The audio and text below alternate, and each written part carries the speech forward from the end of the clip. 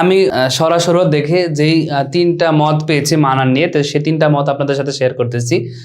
একটা হলো মানান, মূলত এটার মূল অক্ষর তো আইন নুনিয়া। আনিউন মাজার থেকে মাফআলুন ওজনে মানায়ুন, মানায়ুন মাফআলুন ওজনে মানায়ুন, এটা ইসমে জরফের সিগা। ইসমে জরফ হলে আনা ইয়ানি অর্থ ইচ্ছা, তাহলে মানান মানে ইচ্ছার স্থান।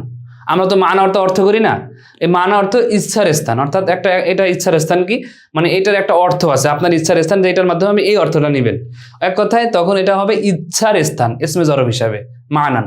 হ্যাঁ, তো আনা ইয়ানি থেকে আমরা জানি যে ওখানে মাফআলুন ওজনও কিন্তু ইসমে জরফ হয়। যাই হোক, ইসমে জরফে আলোচনা এখানে কিছু ইখতিলাফ আছে, বিষয় আছে, আপনারা যদি সরফ ভালো পারেন সেখানে এটা শিখে নেবেন। তো আমি জাস্ট সহজে ধরে নিলাম মাফআল।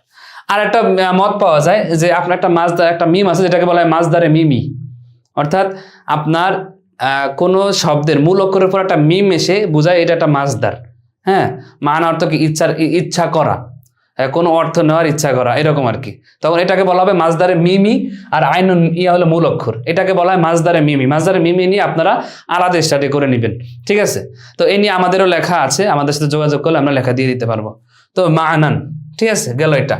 এরপরে হইলো যে মানানটা ইসমে মাফউলের সিগা। মারমিউন যেভাবে হয় মারমিউন ইসমে মাফউলের সিগা, মারমুয়ুন থেকে তালিল হয়ে সাইয়ুদুন থেকে তালিল হয়ে সাইয়্যিদুন হয়, তেমনিভাবে ইসমে মাফউলের মানুন, এটা ইসমে মাফউলের সিগা। হ্যাঁ, অর্থ যেটাকে অর্থ নেওয়া হয়েছে, যেটা ইচ্ছা করা হয়েছে, এরকম অর্থ হবে। তো তখন মানুন থেকে তালিল কি, এখানে তালিলটা আমি সহজে ধরে দিছি, তাও আমি আপনাদেরকে মুখে বলে দেই।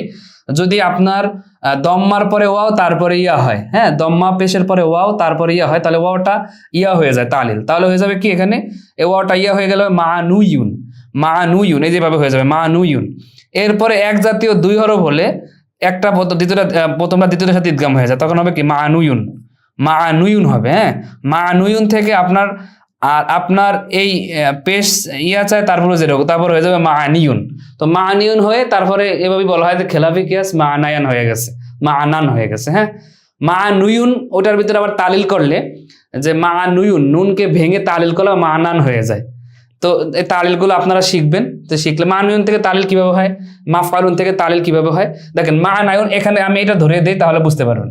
মানায়ুন তালিল করার ক্ষেত্রে তানবিনগুলোকে ভাঙতে হয়, তালিলগুলোকে নুন সাকিনে কনভার্ট করতে হয়, তাহলে মানায়ুন, মানায়ুন হয়েছে। তো হরকযুক্ত ওয়াও ইয়া জবরের পর হলে ওয়াও ইয়াটা আলিফ হয়ে যায়, তাহলে হয়েছে কি মানান। তো এক জাত এখানে দেখেন এই হরফিল্লাতের সাকিন নুন সাকিন, দুই সাকিন একত্রিত হইলে একটা সাকিন বিলুপ্ত হয়ে যায়, তাহলে এট লাস্ট হবে কি মানান, এভাবে। তো যখন ইয়া থেকে শেষে যদি ইয়া বিলুপ্ত হয়ে যায়, রসমে খত, অর্থাৎ শুধুমাত্র লেখায় আসবে পরে আসবে না, রসমে খত হিসাবে ইয়া থেকে যায়, তাহলে হলো কি শব্দটা মানান। হ্যাঁ, এই তালিলগুলো আপনারা যখন ভালো করে শিখবেন তখন বুঝতে পারেন। এইভাবে এই যে মানিউন থেকে তালিল হলে হবে মানিন, তারপরে খেলাফি গিয়ে নুনের ভিতরে জবর আসে, তখন হয় মানান। হ্যাঁ, তো তানমিনকে তালিল, আমাদের তালিল কোর্সও আছে, আপনারা যদি তালিল কোর্সে ভর্তি হতে চান যোগাযোগ করতে পারেন, তাদের অনলাইন মাদ্রাসা তালিল কোর্স আছে, তো সেখানে এগুলো বুঝতে পারবেন। তো এখন সর্বোপরি কথা হলো মানান, এটা তিনটা অর্থ পাওয়া যায়, আনিয়ন, মানান, মানুয়ুন। হ্যাঁ, মাসদারে মিমি, মাফআলুন ওজন, এটা জরফের সিগা অথবা এটা ইসমে মাফউলের সিগা। তাহলে তিনটা মতই পাওয়া যায় মানান নিয়ে।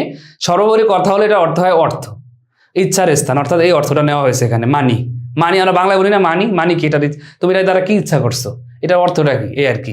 যাই হোক, তাহলে মোটামুটি অল্প হলেও বিষয়টা বুঝছেন, অল্প না ভালো করে আশা করি বুঝতে পারছেন, ঠিক আছে।